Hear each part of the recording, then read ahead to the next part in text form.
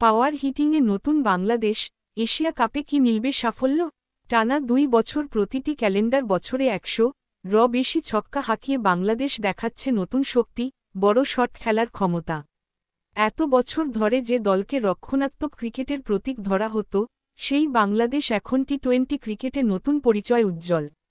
2006 থেকে 2023 সাল পর্যন্ত বাংলাদেশ ইনিংস প্রতি গড়ে 3.81 ছক্কা হাঁকাত, যা ফুল মেম্বারদের মধ্যে সর্বনিম্ন। 2024 সালে এই গড় বেড়ে দাঁড়ায় 5.08, আর 2025 সালে আরও বেড়ে হয় 7.73।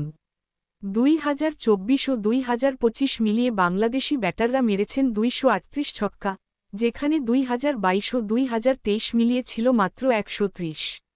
এই বিপ্লবের সামনে আছেন 4 তরুণ ওপেনার তানজিদ হাসান 24 ও পারভেজ হোসেন 23, আর মিডল অর্ডারের জাকার আলী 27 ও শামীম হোসেন 24। শুধু শক্তির উপর নির্ভর না করে তারা শটের বৈচিত্র্য বাড়াচ্ছেন এবং ঝুঁকি নিতে পিছপা হচ্ছেন না।